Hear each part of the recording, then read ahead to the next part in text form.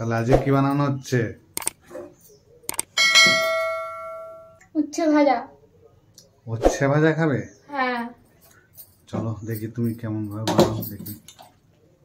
মচমচে করে উচ্ছে ভাজা হবে। কড়াই গরম হয়ে গেছে, তেল দিয়ে দিলাম।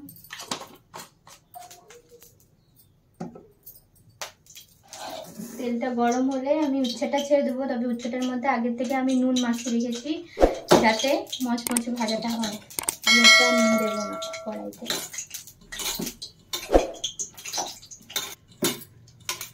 এই দেখো আজকে আমি করবো উচ্ছে ভাজা। যদিও উচ্ছে ভাজার কাটাটা আমি দেখালাম না, তোমরা সবাই এরকম কাটতে পারবে। তো কেটে আমি নুন মাখিয়ে রেখেছিলাম। এই দেখো নুন মাখিয়ে রেখেছি, অনেক জল বেরিয়ে গেছে। আর নুন মাখিয়ে রাখা আরেকটা কারণ হলো মচমচে হবে ভাজাটা। তোমরা দেখো তেল গরম হয়ে গেছে কড়াইতে। এবার আমি এইভাবে জলটাকে চেপে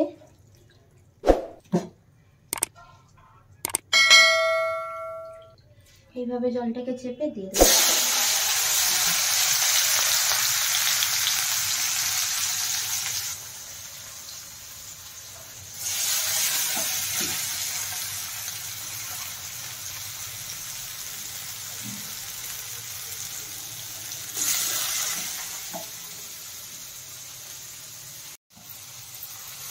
এই দেখো বন্ধুরা কতটা জল বেরিয়েছে। নুন মাখিয়ে রেখে দিয়েছিলাম বলে জলটা বেরিয়ে গেছে।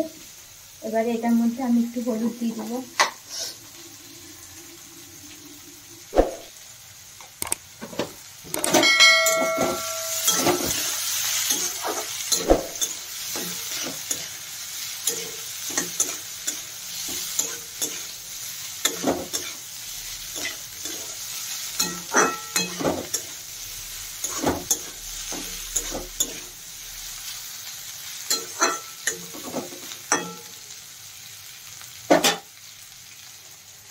হলুদ দিয়ে দিয়েছি, এবার আমি একটু ঢেকে দেবো। এটা হলুদ দিয়ে হলুদটাকে ভালো করে মাখিয়ে নিয়েছি, দিয়ে এবার আমি ঢেকে দেবো একটু সিদ্ধ হয়ে যায়। 10 মিনিট পর ঢাকনাটা খুলে দেখবো কতটা হয়েছে। তো গাইজ আমরা সবকিছুই ভিডিও তোমাদেরকে দেখিয়েছি, তোমাদের ভিডিও করে দেখানো হয়েছে, তোমরা দেখেছো। মাছ মাংস সবই ভিডিও করেছি। তো আজকে উচ্ছে ভাজাটা করার কারণ এটাই যে অনেকে উচ্ছে ভাজা করে কিন্তু পুড়ে যায়, কালো হয়ে যায়। তো কিভাবে কালো হবে না, এই দেখো লাল লাল উচ্ছে ভাজা হবে।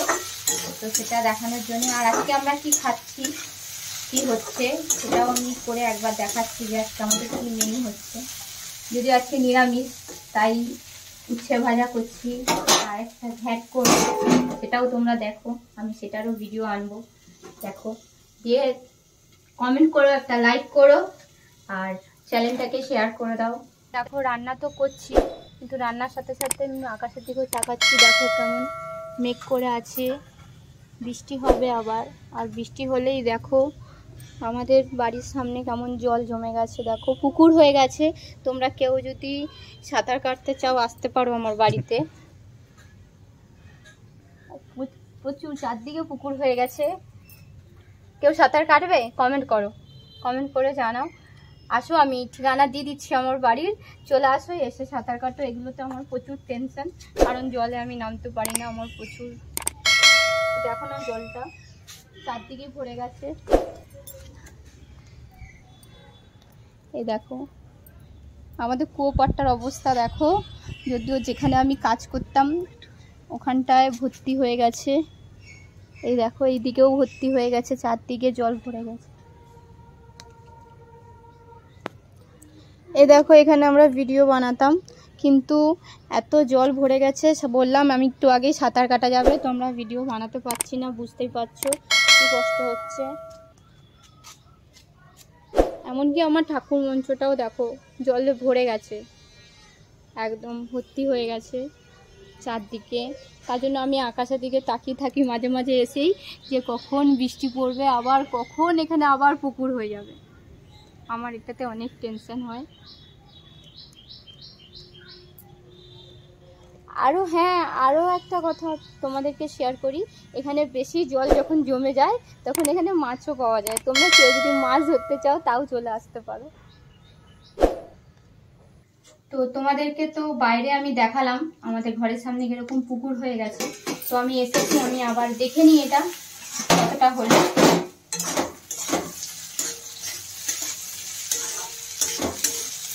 এই দেখো লাল হয়ে এসছে, এটা পুড়বে না, হালকা হালকা লাল হয়ে গেছে। আর একটু যখন লাল হয়ে যাবে এটা কিন্তু সিদ্ধ হয়ে গেছে, তাড়াতাড়ি সিদ্ধ হয়ে গেছে, যদিও আমি নুনটা মাখিয়ে রেখেছিলাম বলে।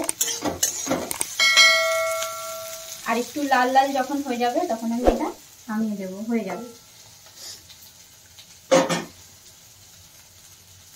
দেখো বন্ধুরা বসে আছে, ওর মতন আমার মতন ও চিন্তা করছে যে কি হবে, ও জলের দিকে চিন্তা করছে। ওর অবশ্য একটা দুঃখও আছে, ওর বাচ্চাটা কিছুদিন আগে কুকুর টেনে নিয়ে চলে গেছে।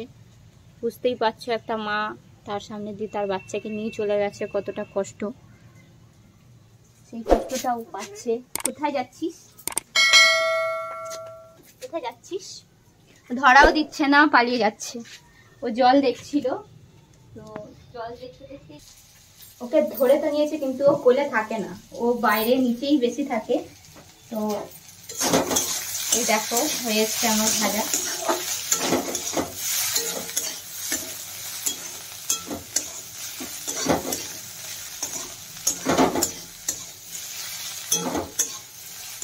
দেখো পুড়েনি কিন্তু লাল লাল হয়ে আছে, আর একটু লাল হবে, সেরকমই মচমচাও হবে। এটা কিন্তু সেই উচ্ছে ভাজা যেরকম হয় আর কি, নরম হয়ে যায়, এটা কিন্তু ওরকম নরম হয়নি। তোমরা করে খেয়ে দেখবে। নুনটা মাখিয়ে রাখে সবকিছুই, মানে আমি বলতে চাই আলু ভাজাও তোমরা যদি করো তো আলু ভাজাটাও একটু আগে থেকে কেটে নুনটা মাখিয়ে রেখে দেবে, তারপরে একটু বেশি তেল দিয়ে সামান্য একটু হলুদ দিয়ে একটু ভেজে নেবে, দেখবে সেই আলু ভাজাটাও খেতে অন্যরকম টেস্ট লাগে আর মচমচাও হয়ে যায় আলুটা। ওই আলু ভাজাটাই আমি ওইভাবেই করি, তার জন্যই আমার বর খুব ভালো খায়। ওই আলু ভাজাটা করলে বেশিরভাগটা আমার বরই খেয়ে নেয়, আমার ওজন তো আসে না, খুব কম আছে। তেলটাও দেখো আমি কিরকম দিয়েছি, তেলের পরিমাণটাও আমি এমনভাবে তেলটা দিয়েছি যে আমাকে পরে আর তেল দিতে হয়নি, যেহেতু আমরা রিফাইন তেলটাই খাই, রিফাইন তেলটাই আমরা বেশি ব্যবহার করি। আমরা সরষের তেলটা একমাত্র মাছ মাংস হলে পরেই আমরা সরষের তেলটা খাই। আরেকটা জিনিসে খাই, যেটা হলো আমরা আলু সিদ্ধ। আলু সিদ্ধ যখন আমরা খাই তখনই আমরা সরষের তেলটা ব্যবহার করি, এছাড়া সরষের তেলটা আমাদের অত ব্যবহার হয় না। রিফাইন তেলটাই বেশি খাই, যদিও রিফাইন তেলটা খাওয়াটা অনেকটাই ভালো শরীরের পক্ষে। তো দেখো আমাদের হয়ে গেছে ভাজা, আমি এবারে নামিয়ে ফেলবো এটা।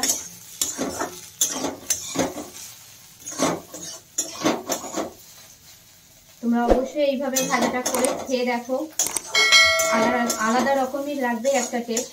আর যেটা বললাম আলু ভাজাটাও এইভাবে করে খেয়ে দেখো, আলু ভাজাটাও টেস্ট অন্যরকম লাগবে। তো ঘরের বাচ্চারা যারা থাকবে তারা খুব পছন্দ করবে। যদি আমার এই ভিডিও ভালো লেগে থাকে তোমাদের, তাহলে একটা লাইক করে দিও, কমেন্ট করো আর শেয়ার করে দিও। চ্যানেলটাকে সাবস্ক্রাইব করতে কিন্তু ভুলো না। না আমার ভাজা হয়ে গেছে, আমি নামিয়ে নিয়েছি। দেখো কেমন মচমচে ভাজা হয়েছে। এটা কিন্তু তিতেও কম লাগবে, যারা তিতা খেতে চায় না তার থেকে, মানে তিতে খেতে চায় না সব থেকে বড় মানুষ হচ্ছে আমি নিজে, আমি খাই না, এর জন্যই আরো নুনটা মাখিয়ে রেখে দিই যাতে তিতেটা কমে যায়। এটা কিন্তু বেশি তিতে লাগবে না, সেটা কমে গেছে, যদিও নুনটা মাখিয়ে রেখে দিয়েছিলাম। ভাজা হয়ে গেছে, টাটা বাই বাই।